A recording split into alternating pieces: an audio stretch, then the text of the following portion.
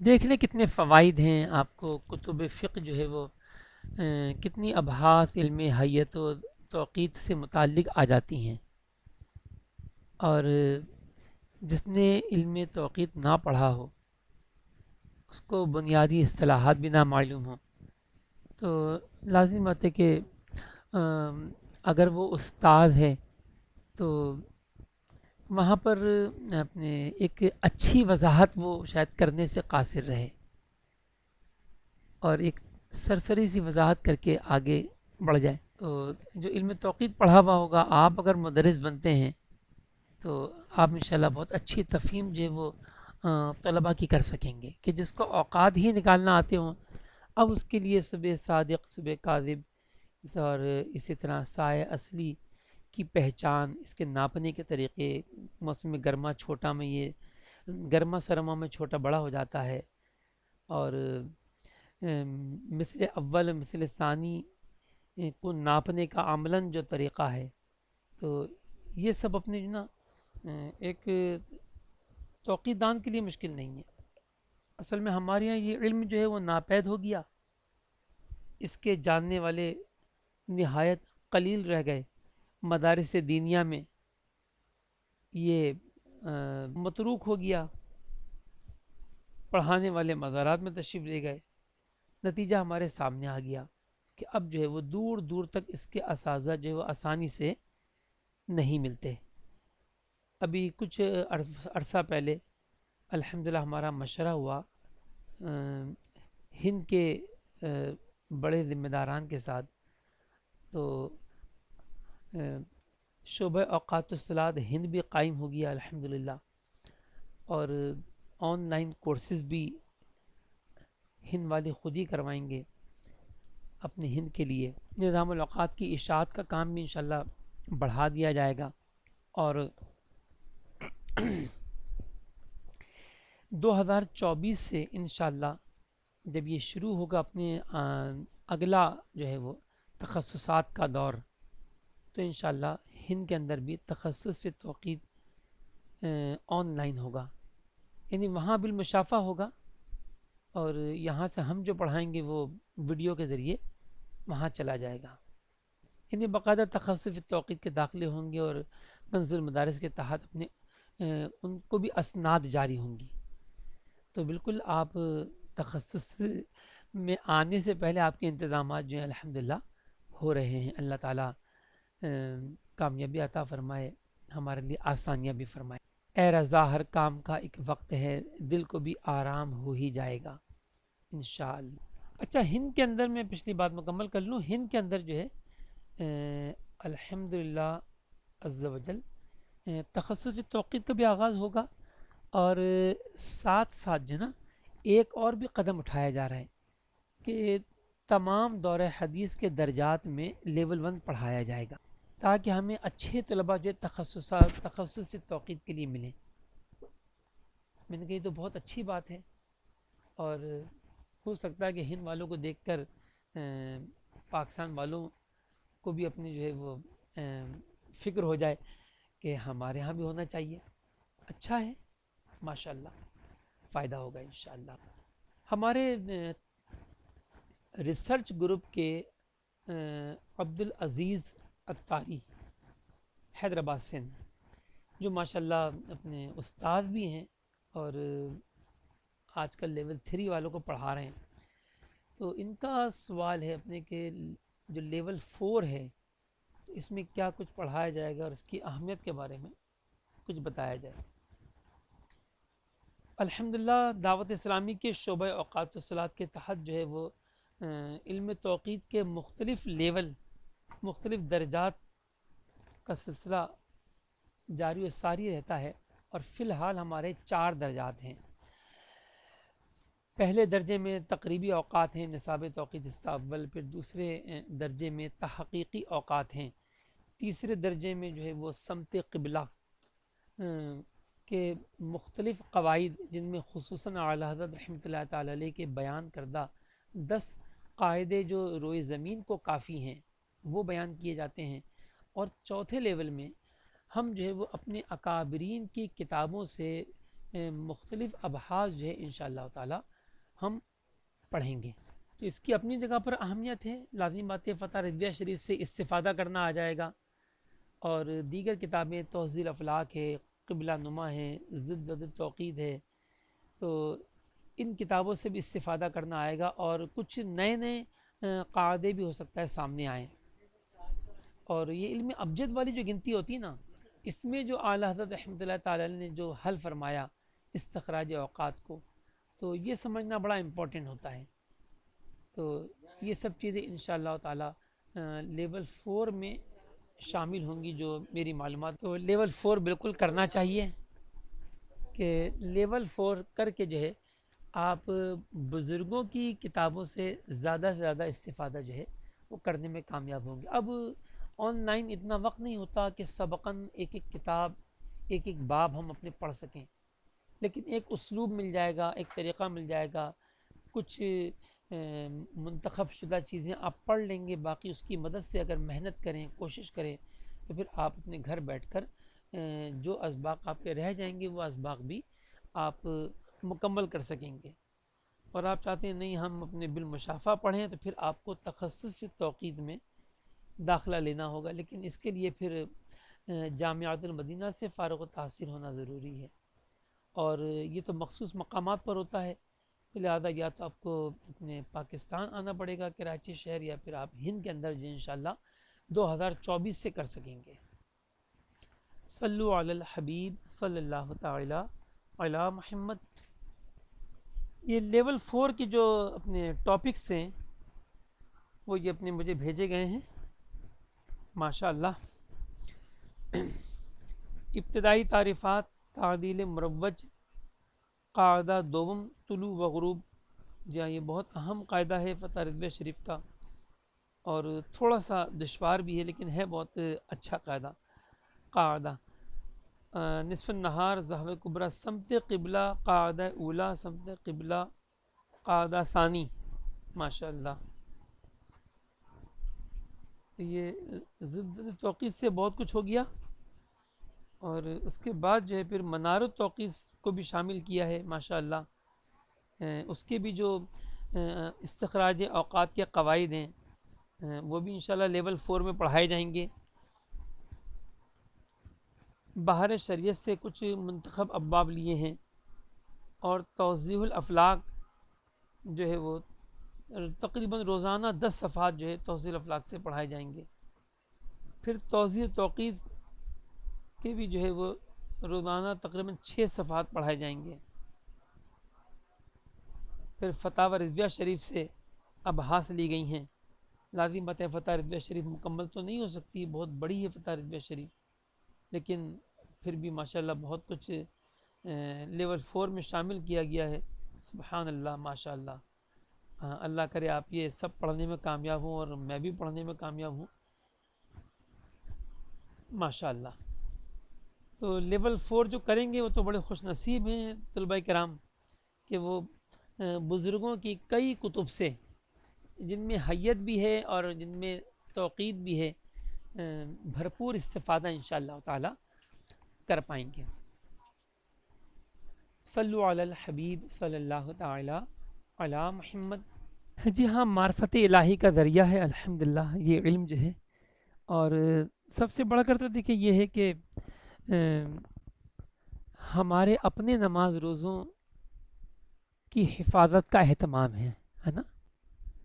لازم بات ہے اپنے کہ جو خود توقید پڑھا ہوا ہوگا اس کو باریکیاں معلوم ہیں، اس کو اسرار و رموز پتہ ہیں، تو وہ زیادہ احتیاط کرے گا.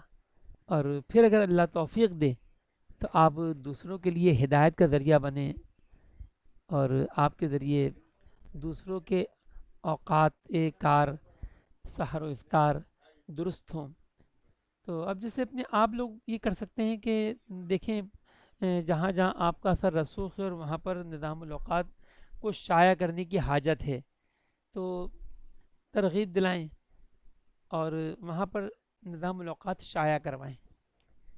یہی ہمارے ہند والے اسلامی بھائی بھی کر سکتے ہیں. تو یوں سلسلہ بڑھے گا انشاءاللہ. اور اپنے آپ کو پیش کریں.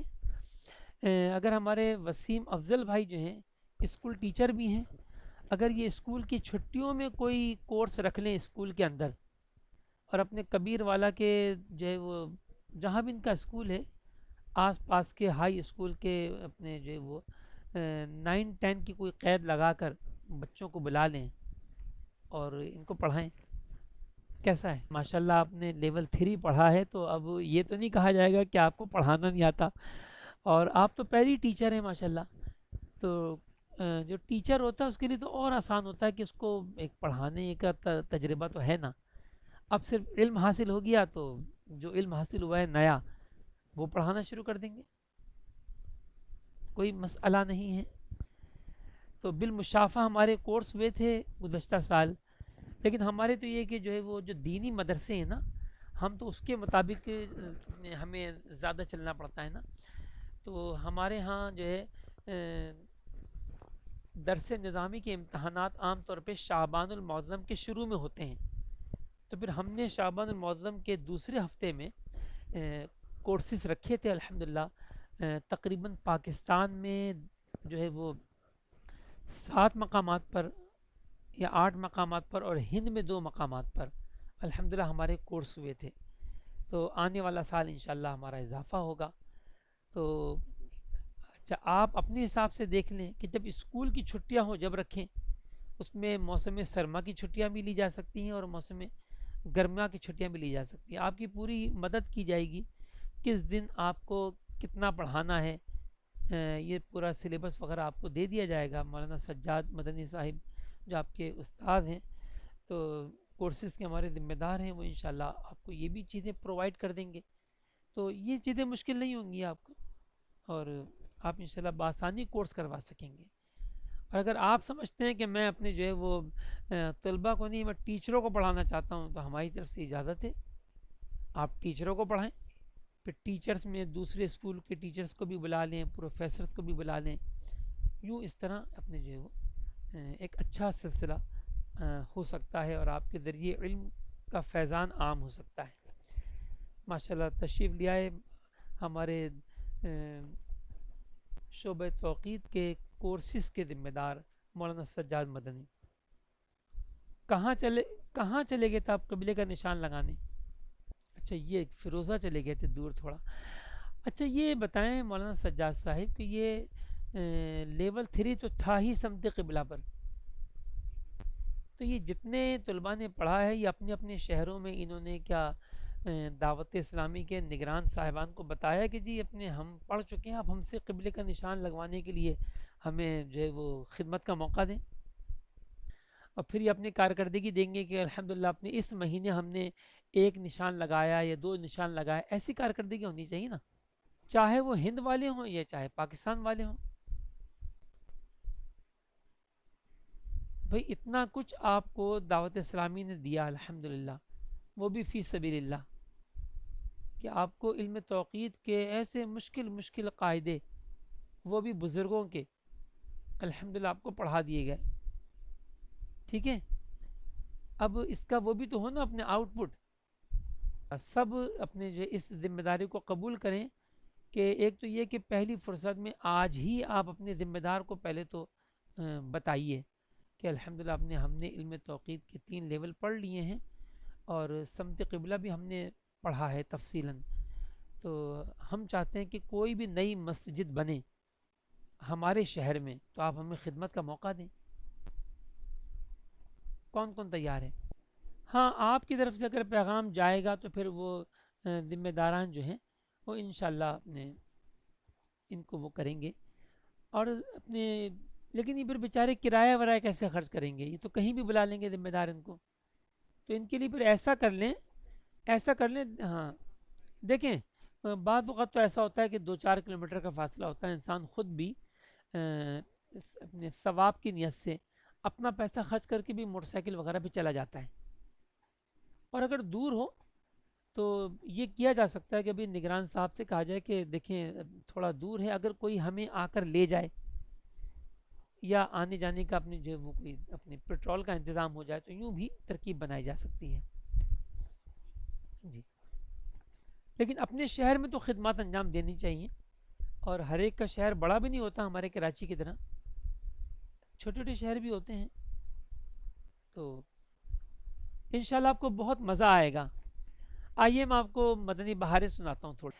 لیول 3 میں الحمدللہ آپ نے سمت قبلہ کی قواعد کو تفصیلاً پڑھا. کیا ہمیں سمت قبلہ کے نشان لگانا چاہیے؟ تو بالکل لگانا چاہیے. مفتی اعظم پاکستان مفتی وقار الدین رحمۃ اللہ علیہ کے بارے میں ایک اسلامی بھائی نے مجھے بتایا کہ الحمدللہ مجھے کئی بار سعادت حاصل ہوئی کہ مفتی وقار الدین رحمۃ اللہ علیہ کے ساتھ جا کر کہ وہ خود جو ہے وہ قبلے کا نشان لگاتے تھے کمپاس کی مدد سے.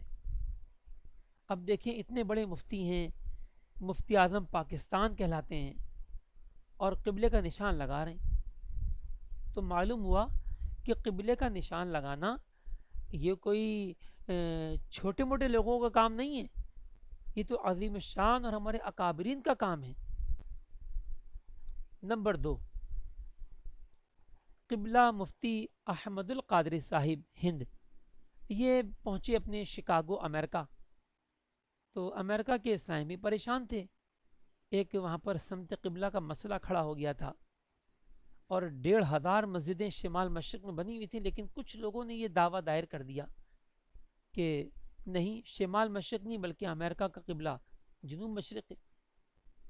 تو جب حضرت پہنچے تو کہا کہ لو یہ بھی کوئی مسئلہ ہے, اور اپنی کتاب سے اپنے سامان میں سے آپ نے جدول نکالا, کیلکولیٹر نکالا, اور آپ نے جو ہے وہ حل کر کے بتایا اپنے کہ شکاگو کا قبلہ مشرق سے اتنے درجے شمال کی طرف ہٹ کر ہے.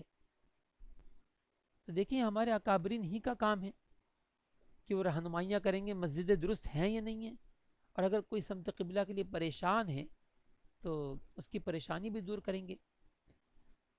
نمبر 3, بانی دعوت اسلامی حضرت علامہ مولانا ابو بلال محمد الیاس عطار قادری رضوی زیدہ مجدہ کے بارے میں ہمیں پتہ چلا کہ فیضان مدینہ عالمی مدنی مرکز کا جو ہے اپنے جب سنگ بنیاد رکھا جا رہا تھا تو قبلہ رخ کا تعین آپ ہی نے فرمایا. صرف یہ نہیں بلکہ استنجا خانے, کیونکہ ان کا بھی حکم یہ ہے کہ بول و براز کے وقت قبلے کو منہ یا پیٹھ نہیں ہونی چاہیے. 45 درجے کے اندر اندر سمت کہلاتی ہے, تو 45 درجے کے اندر بھی منہ یا پیٹھ نہیں ہونی چاہیے.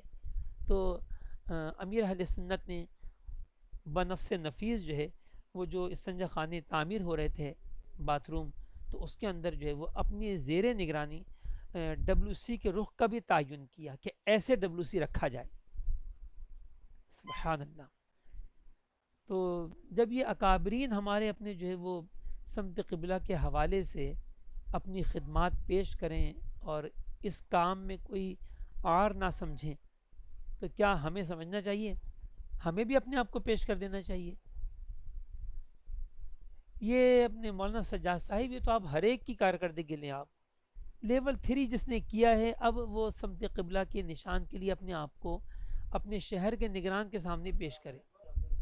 اور ہمارے پاس بھی لسٹ ہونی چاہیے اپنے کہ دنیا کے ان شہروں میں الحمدللہ اپنے ہمارے وہ عاشقان رسول موجود ہیں کہ جو ماشاءاللہ سمت قبلہ کا نشان اچھے انداز سے لگا سکتے ہیں.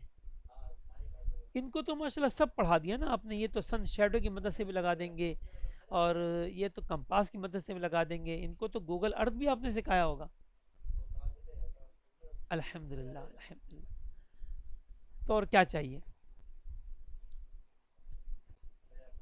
اللہ تعالیٰ مجھے بھی توفیق دے, آپ کو بھی توفیق دے. دیکھیں مولانا سجاد صاحب ابھی بھی جو ہے وہ فیروزہ کا سفر کر کے جو اچھا خانپور سے 24 کلومیٹر کے فاصلے پر انہوں نے جا کر اپنے جو نشان لگایا ہے. ہم یہ نہیں کہہ رہے, ہم کہہ رہے ہیں کم از کم اپنے شہر میں اپنی خدمات ضرور پیش کریں. صلو علی الحبیب صلی اللہ تعالی علی محمد. آپ کے لیے کار ثواب بھی ہوگا کہ مساجدیں درست بن جائیں گی. اچھا جو بن چکی نا ان مساجد کے بارے میں اپنے جو نا ہم نے تاثرات نہیں دینے, یہ ذہن میں رکھیے گا.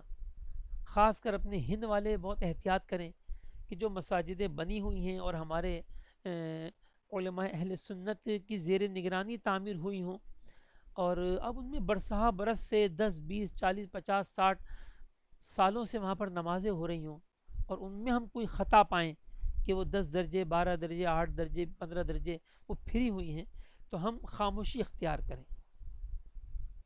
ٹھیک ہے، ہمارا کام ہے نئی مساجد جو تعمیر اب ہوں گی ان کے نشانات لگانا، نمبر ایک.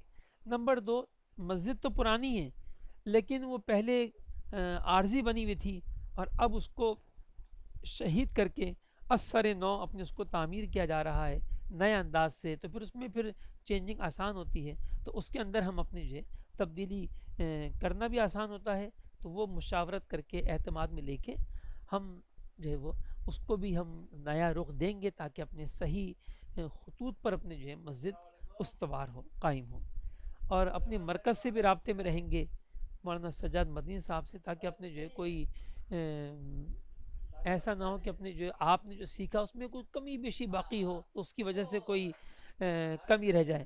تو شروع میں چیک کرائیں انشاءاللہ، پھر یہ اپنے جب آپ کریں گے 2 4 6 8 مرتبہ، تو پھر آپ کو اپنے اوپر اعتماد بھی ہوگا، اور آپ غلطیوں سے بھی انشاءاللہ تعالی بچ جائیں گے. صلو علی الحبیب صلی اللہ تعالی علی محمد. لیول 3 کے احمد رضا بھائی ہند سے سوال کر رہے ہیں کہ دعوت اسلامی کے تحت جو مساجدیں بنائی جاتی ہیں تو کیا ان کا قبلہ رخ کا تعین سن شیڈو سے ہی کیا جاتا ہے؟ تو ایسا نہیں ہے، سن شیڈو سے بھی کیا جاتا ہے. جو طریقے آپ کو سکھائے گئے ہیں حسب ضرورت حسب موقع، ان میں سے کسی بھی طریقے کو استعمال کیا جاتا ہے. ٹھیک ہے، البتہ کمپاس کے استعمال سے اگر تھوڑا سا بچا جائے تو بہتر ہوتا ہے. سورج کو ہم جتنا زیادہ استعمال کریں اور ورٹیکل شے کے ذریعے وہ زیادہ بہتر ہوتا ہے. آپ کو تو ماشاءاللہ یہ بھی سکھایا ہوگا کہ کسی بھی وقت آپ کسی عمودی شے کے سائے پر نشان لگائیں، اور پھر جو ہے آپ اس پر عمود گرا کے صف کا نشان بھی لے لیں. اب دیکھیں قریب ترین قبلہ کہاں سے آپ کو مل رہا ہے، سورج سے یا سورج کے سائے سے، یا پھر صف میں دائیں رخ سے یا بائیں رخ سے، جس سے قریب ہو، اور اسی سے آپ اپنی اتنی ڈگری اپنے جو ہے وہ ڈی کی مدد سے یا پھر ٹینجنٹ کا اصول استعمال کرتے ہوئے آپ اس کو ترچھا کریں اور خط قبلہ حاصل کر لیں. یہ بہت اچھا طریقہ ہے یہ، لیکن بہرحال منع نہیں ہے. آپ جو ہے کمپاس کی مدد سے بھی مسجد بنا سکتے ہیں، اور سن شیڈو کی مدد سے بھی، اور گوگل ارتھ کی مدد سے بھی، اگر آپ کے پاس ایسا انتظام ہے اپنے سسٹم وغیرہ کا جس میں گوگل ارتھ وغیرہ چل پائے، آپ یہ کر پائیں اس کے اندر. وعلیکم السلام ورحمۃ اللہ وبرکاتہ. جی اقبال بھائی، باقی یہ کہ اپنے مختلف مواقع پر میں نے عرض کیا ہے کہ جہاں پر مسلسل 1 ماہ کا دن ہو یا 1 ماہ کی رات ہو، جمہور علماء کا ہے وہ تو یہی ہے کہ وہ دجال والی روایت پہ عمل کرتے ہوئے پوری 150 نمازیں ہی ادا کرے. ایسا نہ ہو کہ صرف وہ اپنے 1 ماہ کے دن میں 2 ہی نمازیں ظہر اثر، کہ 1 ماہ کی رات میں صرف 3 ہی نمازیں مغرب عشاء فجر، بلکہ وہ پوری 150 نمازیں 30 ضرب 5 ادا کرے گا. لیکن کچھ علماء اہل سنت جو ہیں وہ اسی کے قائل ہیں کہ جو وہ صرف 2 ہی نمازیں دن میں اور 3 ہی نمازیں عرفی رات میں پڑھی جائیں گی. واللہ اعلم ورسولہ. اصل میں وقت کا آنا جو تقدیر لیا جاتا ہے، مقدر مانا جاتا ہے، تو جو یہ کہتے ہیں کہ 150 نمازیں پڑھی جائیں گی تو وہ بھی یہ ایک بہتر طریقہ ارشاد فرماتے ہیں. باقی اگر کسی نے 2 ہی نمازیں پڑھیں تو یہ نہیں کہا جائے گا کہ وہ تارک صلاۃ ہے. اس میں ایک حکمت یہ بھی ہے کہ اگر 1 ماہ میں سے 2 نمازوں کا فتویٰ دے دیا جائے کہ 1 ماہ کا دن تھا کنٹینیو، تو 2 نمازیں پڑھی جائیں ظہر اثر، تو پھر لوگوں کی عادت خراب ہوگی، اور جب بعد میں نارمل دن آنا شروع ہوں گے تو پھر یہ اپنی عادت کی بنا پر یہ 5 نمازیں پڑھ نہیں پائیں گے. کیونکہ ایک ماہ میں انہوں نے 2 پڑھی تھیں 150 نمازوں میں سے، 150 میں سے 148 چھوڑ کر صرف 2 نمازیں پڑھی تھیں. کہ بھئی دن میں تو 2 ہی نمازیں آتی ہیں نا، یہ نہیں کہ 24 گھنٹے میں 2 نمازیں، پورے ایک ماہ میں 2 نمازیں. تو 150 نمازوں کی جگہ پر جب یہ 2 نمازیں پڑھیں گے تو یہ سست اور ڈھیلے پڑ جائیں گے، اور ہم تو پہلے سے ڈھیلے ہیں. لہذا اپنے جو ہے وہ بعض علماء نے یہ بھی فرمایا کہ 5 نمازیں شاعر اسلام سے ہیں، بچہ بچہ جانتا ہے کہ نمازیں 5 ہی ہوتی ہیں، لہذا 5 نمازیں ہی پڑھنے کا عوام کو حکم دیا جائے گا تاکہ ان کی عادت بھی خراب نہ ہو، اور جب نارمل ڈیز آئیں تو یہ 5 نمازیں جب ان پہ باقاعدہ فرض ہوں تو یہ بآسانی پڑھتے رہیں. واللہ اعلم ورسولہ. صلو علی الحبیب صلی اللہ تعالی علی محمد. لیول 3 کے ہمارے اقبال بھائی کا سوال ہے کہ ہوائی جہاز میں سفر کے دوران سحری کا وقت ختم ہوا، لیکن اس کے بعد جہاز جو ہے ایسی جگہ پہنچ گیا جہاں پھر سحری کا وقت مل گیا، تو کیا دوبارہ کھا پی سکتے ہیں؟ پہلی بات تو یہ کہ ایسا ہوگا کیسے کہ سحری کا وقت ختم ہونے کے بعد آپ کو دوبارہ سحری کا وقت مل جائے؟ اس کی صورت تو یہ بنے گی کہ ہوائی جہاز کا سفر جو ہے وہ جانب مغرب ہو، اور وہ بھی اسی ڈگری پر جتنے ڈگری میل شمس چل رہا ہو، پھر اس کی رفتار جو ہے وہ ہو زیادہ، یعنی اتنی زیادہ رفتار ہو کہ جو سورج سے زیادہ اپنے رفتار پر مشتمل ہو. تو پھر ایسا ہوگا کہ سحری ختم ہونے کے بعد ہم کہیں پہنچے تو وہاں دوبارہ ہمیں سحری کا وقت مل جائے. یہ سب چیزیں دشوار ہیں. الٹا ضرور ہوتا ہے کہ سحری کا وقت ختم ہونے میں 2 گھنٹے باقی ہوتے ہیں، ہوائی جہاز میں بیٹھتے ہیں تو 1 گھنٹے بعد ہی ختم ہو جاتا ہے. یہ صورتیں تو ہوتی ہیں کہ وہ جلدی ختم ہو جاتا ہے، لیکن وقت ختم ہونے کے بعد دوبارہ آ جائے یہ دشوار ہے. پھر اس کا تعلق بلندی سے بھی نہیں ہے، جبکہ طلوع غروب میں معاملات تھوڑے مختلف ہوتے ہیں. ہوائی جہاز میں یہ تو زیادہ ممکن ہے کہ رن وے پر جہاز کھڑا تھا، غروب آفتاب ہوا، کسی نے روزہ کھولا جہاز میں بیٹھے بیٹھے، اس کے بعد جہاز اڑا تو دوبارہ سورج دکھائی دینے لگا، تو یہ تو ممکن ہے، یہ بلندی کی وجہ سے حاصل ہو گیا. لیکن اگر سورج کا تعلق بھی بلندی سے نہیں ہوتا تو پھر یہ آسان نہیں ہے کہ دوبارہ سورج کو ہم حاصل کر لیں. اس پر ایک ویڈیو تھی ہماری اور اس میں کافی اس پر گفتگو اور بحث ہوئی تھی. بہرحال ایسا ابھی میرے ذہن میں تو نہیں آ رہا کہ یہ ممکن ہو. میں پھر بھی غور کر لوں گا. آپ ہمارے اتنے پیارے اسلامی بھائی ہیں تو انشاءاللہ آپ کے لیے بالکل غور کیا جائے گا کہ کیا ایسا ممکن ہے فی زمانہ ایسے جنگی طیارے ایسے چیزیں، لیکن وہ مسافر ہوں. جنگی طیارے تو ہم نہیں لیں گے، مسافر طیاروں میں اتنی پاور ہو کہ سحری ختم ہونے کے بعد وہ دوبارہ سحری پیدا کر دیں. باقی رہا کہ اگر ایسا ہو جائے تو ہم تطبیق کریں گے. وہاں پر تو جزیہ موجود ہے کہ فقہ کرام فرماتے ہیں ایک شخص دنیا میں جہاں موجود تھا، غروب آفتاب ہونے پر اس نے روزہ کھولا، اس کے بعد وہ کسی طرح ایسی جگہ پہنچنے میں کامیاب ہو گیا کہ سورج پھر نظر آنے لگا، تو اس کا روزہ درست ہے. تو اب یہاں پر تطبیق کی جائے گی کہ سحری کا وقت ختم ہو چکا تھا، دوبارہ سحری کا وقت پیدا ہو گیا. سمجھ میں تو یہ آتا ہے کہ اس کو سحری کھانے کی اجازت ملنی چاہیے اگر ایسا حقیقتاً اپنے جو ہے ایسی چیز واقع ہو. واللہ اعلم ورسولہ. پھر بھی پوچھنا بہتر ہوگا. نہیں آ نہیں سکتی نا، عام طیارے میں تو نہیں آ سکتی ہے. بتائیں کیسے آئے گی؟ یہ تو ہو سکتا ہے کہ سحری کا وقت لمبا ہوتا چلا جائے لیکن ختم ہونے کے بعد دوبارہ پیدا ہو جائے، یعنی صبح صادق چمکنے کے بعد دوبارہ پھر صبح صادق سے پیچھے ہم چلے جائیں. یہ دشوار ہے. اس کے لیے پھر رفتار کا ہونا ضروری ہے. وہ رفتار مسافر بردار طیاروں کی نہیں ہوتی. مثال کے طور پہ کراچی سے آپ روانہ ہوئے اور آپ جب گوادر یا مسقط پہنچے تو صبح صادق ہوئی. اب اس کے بعد آپ جدہ پہنچے تو ابھی تک سحری کا ٹائم ختم نہیں ہوا تھا، تو ایسا نہیں ہو سکتا کیونکہ سورج کی رفتار تیز ہے اور ہماری رفتار سلو ہے. لہٰذا وہ سورج کا نظام پہلے پہنچ جائے گا جدہ آپ کے مقابلے میں. ہاں وقت فجر آپ کے لیے لمبا ہو سکتا ہے، لیکن ایسا نہیں ہو سکتا کہ آپ اپنے اس کو پکڑ لیں، واپس اپنے جو وہ صورت پیدا ہو جائے. واللہ اعلم ورسولہ. ہاں جی جی، مطلب اپنے جو یہ نہیں کہا جائے گا اس کا روزہ خراب ہو گیا، اس نے وقت سے پہلے کھول لیا اور اب تو اس روزے کی قضا کرنا ہوگی، یہ نہیں کہا جائے گا، کیونکہ وہ دنیا میں جہاں تھا وہاں پر غروب آفتاب ہونے کے بعد اس نے روزہ کھولا، اس نے تو حکم شرعی کو پورا کر لیا. اب وہ کسی طرح ایسی جگہ پہنچ گیا کہ پھر دوبارہ سورج دکھنے لگا، تو یہ سورج دوبارہ دکھنا جو ہے یہ پرانے جو روزہ جو افطار اس نے کیا اس پر ہاں جو ہے وہ کوئی حرج نہیں لائے گا. جی کھا پی بھی سکتا ہے، لازم بات ہے، وہ روزہ تو پورا کر چکا ہے.